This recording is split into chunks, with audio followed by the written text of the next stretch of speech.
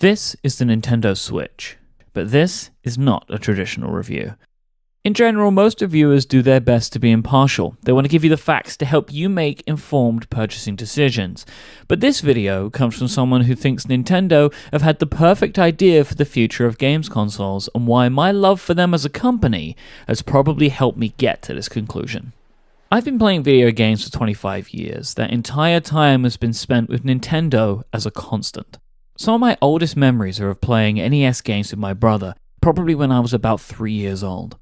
I love Nintendo, and I just want them to succeed. They evoke a greater sense of nostalgia in me than any other company around.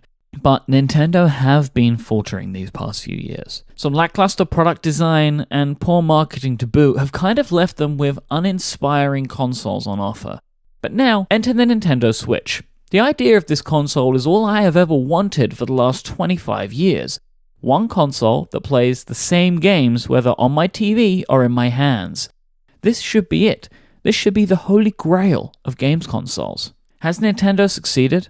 The Switch console itself is small and unassuming. It's pretty understated, well, except for the neon blue and red Joy-Cons, of course.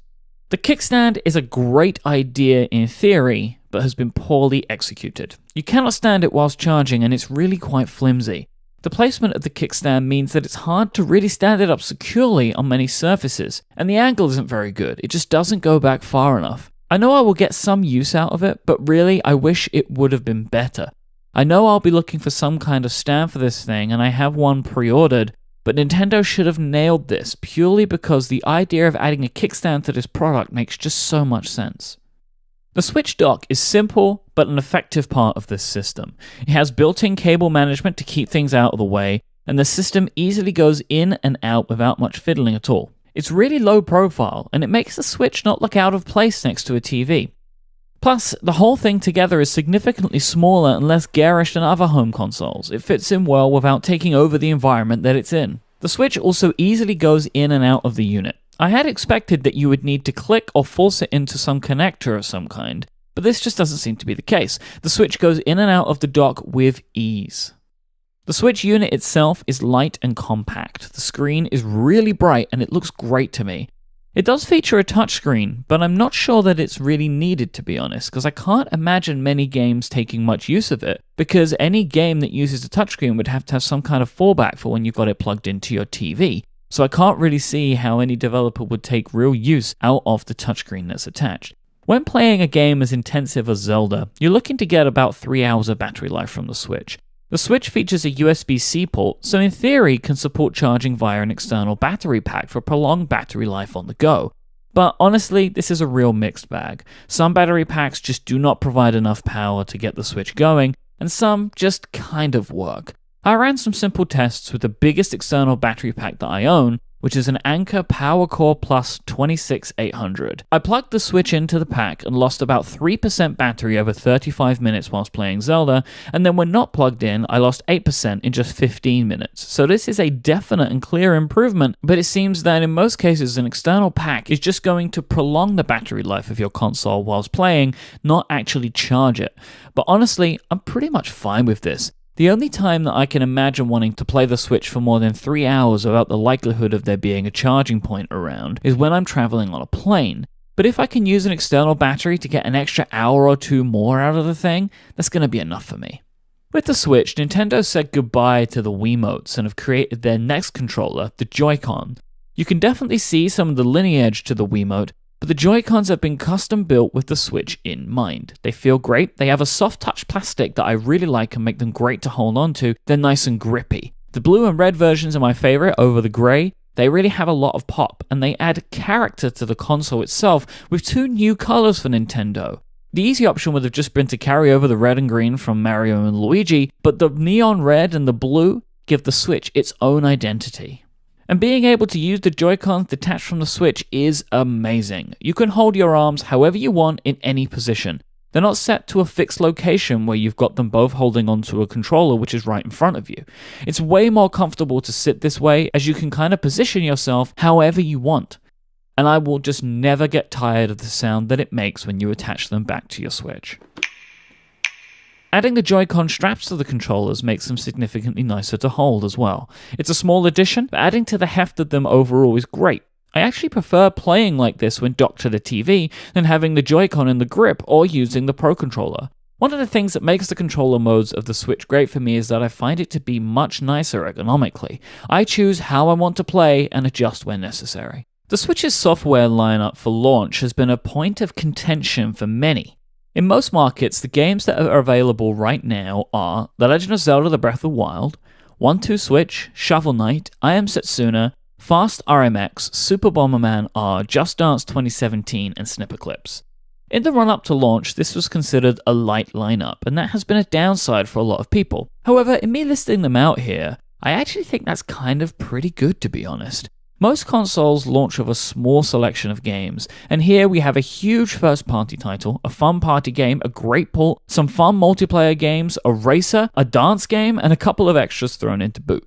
Whilst the focus is definitely on Zelda, the multiplayer games the Switch has launched with are also a ton of fun, and they do a great job of showing off the inherent multiplayer focus of the console.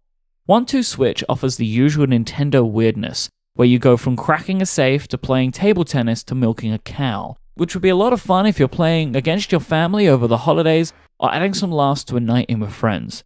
And Snipperclips is a real co-op game, because not only must you complete the levels together, you have to mutually agree on the strategy of doing so, which is both hilarious and infuriating in equal measure. But let me just say a few things about The Legend of Zelda: Breath of the Wild. I have never been a huge Zelda fan. I've played a couple of the games, but I've never loved Link as much as I love Mario. But Breath of the Wild is just incredible. Something I've heard a lot of people say, that in this game, you feel like you can do anything. And boy, does it feel that way. If there's a mountain you want to scale, just climb it. If there's a boar you want to hunt for meat, shoot an arrow at it. If there's a light in the distance that you want to check out because you wonder what treasures it may hold, hop on a horse and just ride to it.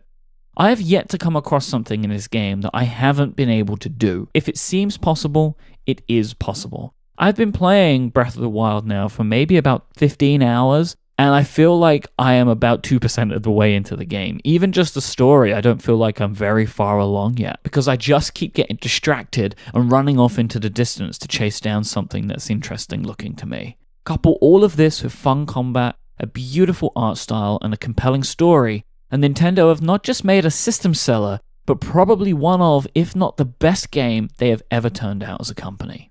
In recent weeks, Nintendo have published information about the indie games coming to the platform. They're currently claiming that there's going to be a new release every week this year from an indie developer, as they like to call them.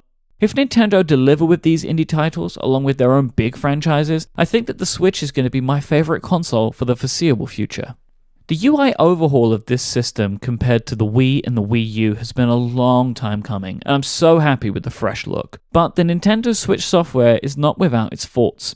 There are currently no media apps available on the device, including apps like Netflix, which have been on their platform for some time. Whilst I have enough devices in my house that can play Netflix content, I know why for some this is a glaring omission. And they still have the friend code system for adding friends. Even though there are other options now, like adding your Super Mario Go friends, and Nintendo have said that they're going to be fixing this in the future, the Switch should not have launched without the promised overhaul of this functionality. Especially as they're going to be pushing further into online as time goes on, really trying to flesh out their multiplayer play system. I really think that with all of the additions that they made to friends lists, that they should have gotten rid of the friend codes.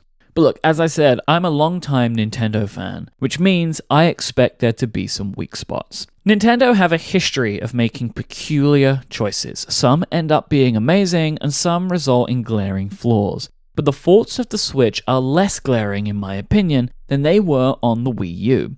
The Nintendo Switch has stirred up excitement in me that I felt like I just had to express. I feel like I've said it a million times in this video, but I have always been such a massive Nintendo fan that this is a huge product to me because I can see how huge a product it is for them. And I'm fully aware of my bias being peppered throughout all of my opinions on this, but that's okay to me. Because I do truly want Nintendo to succeed with the Switch, and thankfully I think they've made a console that it's easy to feel good about.